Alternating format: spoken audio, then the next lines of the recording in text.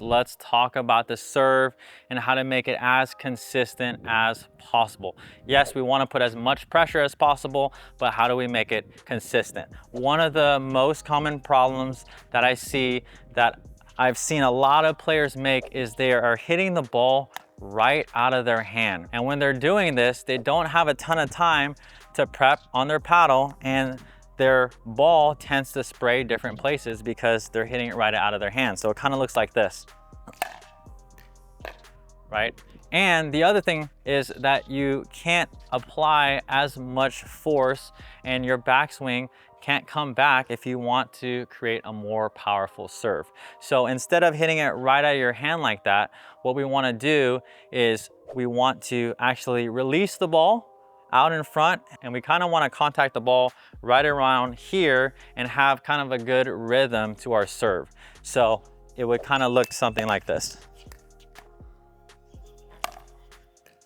Okay, you can see that serve is a lot smoother instead of kind of just hitting it right out of the hand like that, and I could pull it wide and my serve can kind of go everywhere. So again, this could take some getting used to, but record yourself, look at your serve. I see so many players not having a nice smooth rhythm to their serve. What we want to do is we want to release the ball out here, and then we want to hit something that has a nice rhythm to it so that we can be really consistent with our serve. The second big problem that I see with a lot of players serve is that they have their contact point on the side of them or behind them. From this position, you can't get a ton of power, and this is just really bad mechanics. So one easy fix is actually releasing or putting the ball out in front of you. I do see a lot of players actually starting here, and then they actually serve from that position, and it's hard to rotate, it's hard to get power because they're actually contacting it right here. So like I said, the easy fix is to actually place the ball way in front of your left foot here. I'm a right-handed player, I'm out here, and then now I can hit the ball out in front each and every time. All right, so contact point has everything to do with consistency. If you do find yourself hitting the ball on your side, all we have to do is move that toss or that release out in front. Quick interruption, if you're finding value from this video, make sure that you hit that subscribe button. It really helps us out and helps us make more videos like this. Also, if you'd like to add topspin to your game, we created a free video to show you exactly how. You can visit topspinsecrets.com or scan the QR code.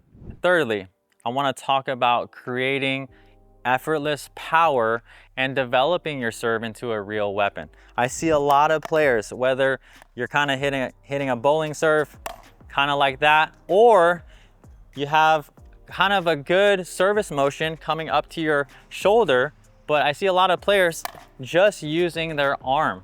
And I can develop some pretty good power just with my arm, but I'm going to develop way more power if I use my legs and use my core and use my big muscles to actually hit these serves. So again, instead of kind of just using your arm or just using your arm like this, if your shoulders are not finishing more towards the net, that's probably a good indicator that you are just using your arm. If you watch good players serve here, they will start with their shoulders and their chest kind of face towards the side fence. And then when they finish, you're gonna see them rotate and go into the court, and you're gonna see their chest actually point towards their target. So it kind of looks like this. Okay, and I'm gonna do one more. All right, this is how I not only use my arm, I'm using my legs and I'm using my core, and I'm actually finishing towards my target.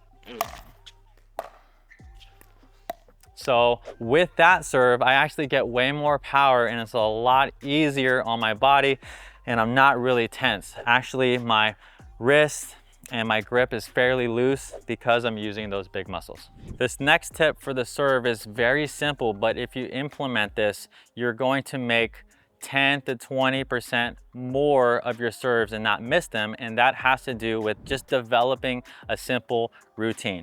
No matter what sport you watch, baseball before they pitch or basketball before they hit a free throw, they always have some sort of routine that they could rely on, that they can actually set up for and be really consistent. So I can't tell you enough how many times I see players either not have a routine, they do something different every time, or they're just rushed to serve. In a tournament, I've seen so many players kind of just rushing to serve, and they end up in their head and they are spraying the ball all over or missing their serves. So you want to develop a routine. For me, it's just 2 or 3 simple bounces, and then I put my paddle to my ball right here. So I do that each and every time, and that sets me up for a good serve. So I'm going to bounce the ball a few times, put it towards my paddle, and then I get up to hit my serve.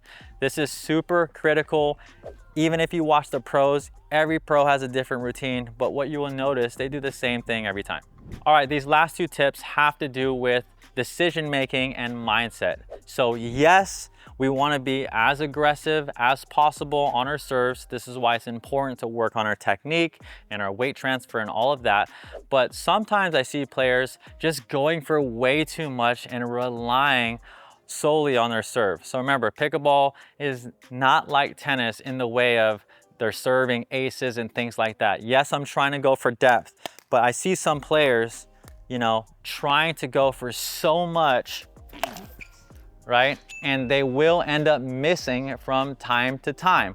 I know I made that one, but again, if you're going for 100%, 110% each and every time, and yes, maybe you get a missed return out of it, but if you're missing the other 2 or 3 serves that you hit, then it's not going to be great, and you're going to just be giving your opponent the ball. So we want to be as aggressive as possible, but we want to make sure we're not going for an ace each and every time. The second mindset shift, and something that has really helped as I work with players and as I watch a lot of players, is that I see a lot of players actually trying to hit really good spots, which is good, right? They're trying to pull their opponent out wide like that, or they're trying to go down the tee, the center line, trying to hit to their backhand, but they do that with the risk of hitting the ball wide. So there's nothing wrong with going for angles and making your opponents move, but it is going to be a problem if you're actually prioritizing the angles and hitting really close to the center line over depth. It's really important that we focus on depth on our serve first, and then moving our opponents to the sideline or to the center of the court. If I'm focusing on depth first, it's very consistent. I'm never gonna hit it wide. The only thing I could do is I can hit it out, but if I am concerned on depth, I'm only focused on that, and now I can hit really consistent serves and play higher percentage pickleball.